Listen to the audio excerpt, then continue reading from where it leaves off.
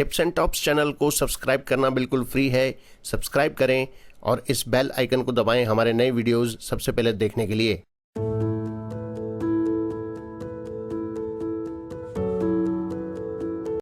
स्वामी रामसुखदास जी महाराज को शत शत नमन। आज का विषय है दृढ़ भाव से लाभ। महाराज जी के शब्दों में कहावत है कि जिस गांव में नहीं जाना है उसका रास्ता ही क्यों पूछा जाए। ऐसा दृढ़ भाव हो जाए कि अपनी उम्र में अमुक काम हमें नहीं ही करना है तो वह कार्य हो ही कैसे सकता है।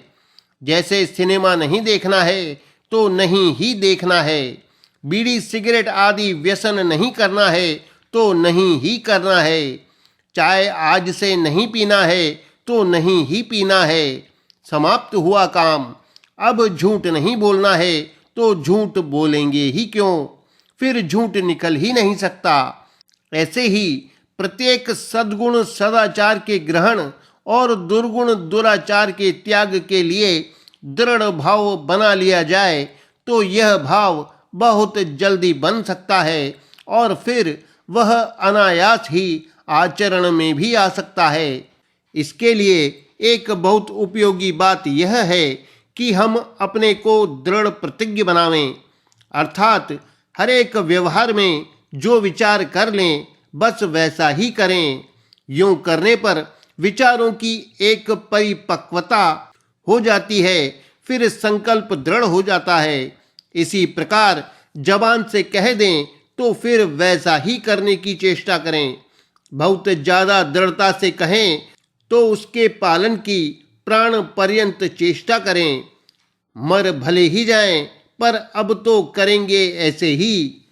छोटे छोटे कामों में इस प्रकार दृढ़ प्रतिज्ञता का स्वभाव बनाने की चेष्टा करें तो हमारा स्वभाव सुधर जाता है। स्वभाव सुधरने पर फिर बड़ी से बड़ी बातें भी जो विचार कर लें वे धारण हो जाती हैं। यह भाव निर्माण तथा भाव धारण साधन बहुत सुगम है और बहुत ही श्रेष्ठ है।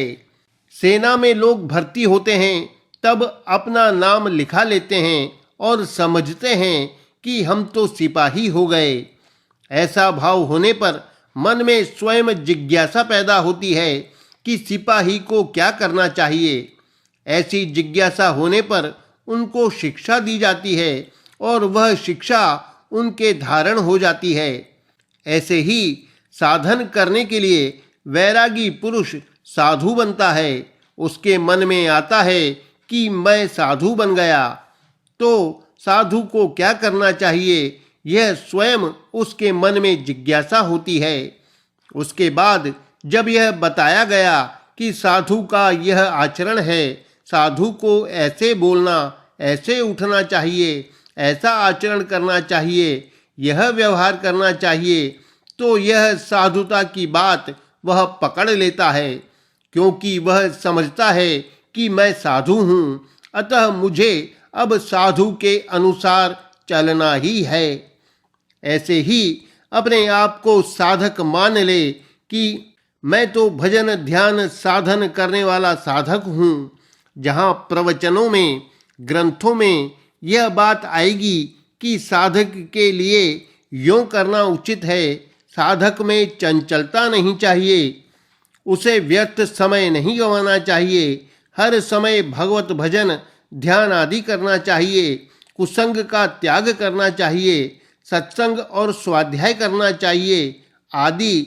इस प्रकार साधक के लिए जो कर्तव्य बतलाए जाएंगे उन कर्तव्यों को वह अपने में लाने की स्वतः ही विशेष चेष्टा करेगा, क्योंकि वह अपने आप को साधक मानता है।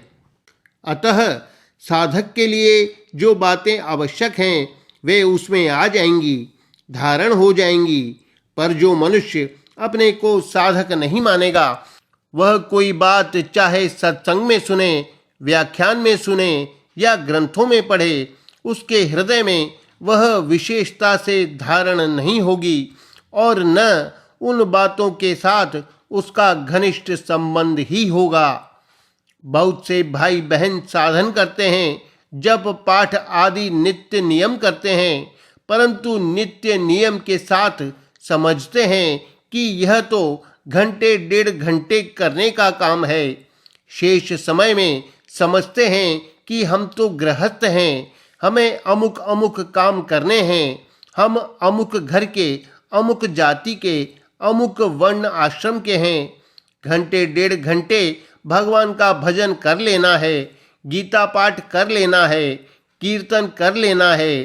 प्रतिदिन मिल गया तो प्रतिदिन कर लिया, 12 महीने से मिल गया तो 12 महीने से कर लिया, सत्संग कर लिया, एक पारी निकल गई। ऐसा भाव रहता है, इसलिए विशेष सुधार नहीं होता।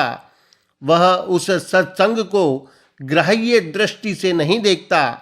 ग्राह्य दृष्टि से देखने और साधारण कुतूहल निवृत्ति दृष्टि से देखने में बड़ा अंतर है।